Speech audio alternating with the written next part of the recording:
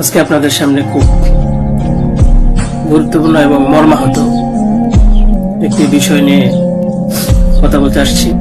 আমি কথা বলতে পারতেছি না, অসুস্থ। তারপরেও যদি কিছু না বলি তাহলে আপনারা হয়তো আমাকে সন্দেহ করতে পারেন। তাই আমি আমার কিছু কথা আপনাদের সাথে শেয়ার করার প্রয়োজন মনে করলাম। বিষয়টা হচ্ছে যে আপনারা দেখতে পাচ্ছেন যে সামাজিক যোগাযোগ মাধ্যমে আমাকে নিয়ে একটা বিষয় ভাইরাল হয়েছে, বিভিন্ন পত্রপত্রিকায় সেগুলো হয়তো প্রচার হচ্ছে।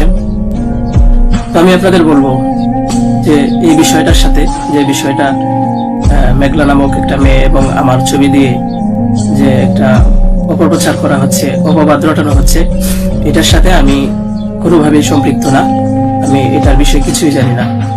আমি যদি বলি তাহলে বলবো যে মেয়েটা আমাদের এখানে পড়াশোনা করেছে, গত বছর পড়েছে এবং এর আগের বছরও পড়েছে। তো এর আগের বছর পুরনো বছর পড়াশোনা করার পরে সে আমাদের মাদ্রাসা থেকে চলে যায়। তো পরবর্তী বছর যখন মাদ্রাসা শুরু হলো তখন আমরা খোঁজ নিয়ে জানতে পারলাম যে কে কে আসে নাই। তো যারা যারা আসছে না তাদের মধ্যে সেও একজন ছিল, যে সে এখান থেকে চলে গেছে অন্য কোথাও। খবর নিয়ে জানতে পারলাম সে ঢাকা চলে গেছে, তার বাবা মার সাথে থাকে। বাবা মা সৎ বাবা এবং মা অন্য কোথাও আগে বিয়ে বসছিল। তো বর্তমান যে বাবা আছে মেঘলা, তার মেয়ে না, বরং আগের বাবার মেয়ে সে। তো সে যখন ঢাকায় চলে গেল আমরা শুনলাম, তখন আমরা কিছু বলি নাই, ঠিক আছে, ঢাকায় তো পড়াশোনা বেশি হয়, তাহলে পড়ুক। আমরা আমাদের ক্লাস শুরু করে দিলাম। কিছুদিন যাওয়ার পরে দেখলাম আবার এই মেয়েটা আমাদের মাদ্রাসায় আসছে। আসার পরে জিজ্ঞাসা করা হলো যে কেন, কি অবস্থা, কোথা থেকে আসছো? সে বললো যে ঢাকায় চলে গেছিলাম, এখন নানা ভাই জোর করে নিয়ে আসছে আমারে। আমি আসতে চাইছিলাম না, আমাকে জোর করে নিয়ে আসছে নানা ভাই। দেশবাসী, আমি আপনাদের সাথে শুধু এই কথাটাই বলতে চাই যে যে মেয়েটা এখানে আসতে চাইছিল না, চাচ্ছিল না, তাকে কেন জোর করে আনা হলো? তাকে জোর করে আনার পিছনে কি কারণ ছিল বা তার কি স্বার্থ ছিল? পরবর্তীতে আমরা এটাও জানতে পারি যে মেয়েটা তার এই নানার সাথে রাতের বেলা ঘুমায়। সে নিজেই বলছে।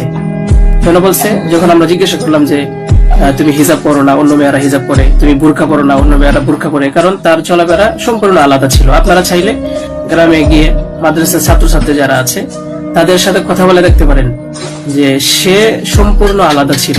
তার কোনো কিছুই আমাদের কমনের ভিতরে ছিল না, আমরা তাকে কন্ট্রোল করতে পারছিলাম না। তো সে এইভাবে কিছুদিন থাকার পরে আমরা ভাবলাম যে হয়তো তাকে আমরা রাখতে পারবো না, কারণ আমরা তাকে কন্ট্রোল করতে পারছি না। হয়তো মেয়েটা অন্য কোথাও গিয়ে যদি কন্ট্রোলে থাকতে পারে, পড়াশোনা করে, তাহলে এটা তার জন্য ভালো। তাই আমরা তার গার্জেনের কাছে বললাম, তার মাকে আমরা বুঝিয়ে বললাম। আমাদের উদ্দেশ্য এটাই ছিল যে তার মা যেন তাকে বুঝিয়ে বলে যায় যে হুজুরের কথা মেনে চলবা, মাদ্রাসার নিয়ম কানুন মেনে চলবা, এই কথাগুলো উনি বুঝিয়ে যাবেন। কিন্তু উনি কি করছেন যে ওনার মেয়েকে উনি বলছে যে না, আমি এখানে রাখবো না, নিয়ে চলে যাব। তো আমাদের এখান থেকে প্রায় 5-6 মাস আগে আমাদের মাদ্রাসা থেকে নিয়ে চলে গেছে। হয়তো পরবর্তীতে খবর নিয়ে জানতে পারলাম সিলেটে যেখানে উনি থাকে সেখানে নিয়ে গেছে। তো নিয়ে যাওয়ার পরে এখন কিছুদিন আগে আবার আসছে, এসে বলতেছে যে এই দুর্ঘটনা যে খুব বড় সমস্যা। যে কথাটা শোনার পরে আমার মতো একজন সাধারণ মানুষ, আমি আর সহ্য করতে পারছি না, আমি আর নিজেকে ঠিক রাখতে পারি নাই।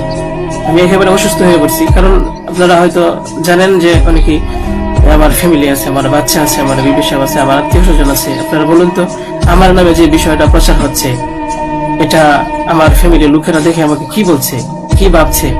আপনারা সঠিক তদন্ত করুন। আমি কখনোই দেশের আইনের প্রতি অবাধ্য না, আমি শ্রদ্ধাশীল। দেশের আইন আছে, সে আইন সঠিক অপরাধী যে তাকে খুঁজে বের করবে। আপনারা অপরাধী খুঁজে বের করার আগেই যদি আমাকে অপরাধী বানিয়ে ফেলেন, তাহলে তো আসল অপরাধী পার পেয়ে যাবে, আসল অপরাধী তো ছাড়া পেয়ে যাবে।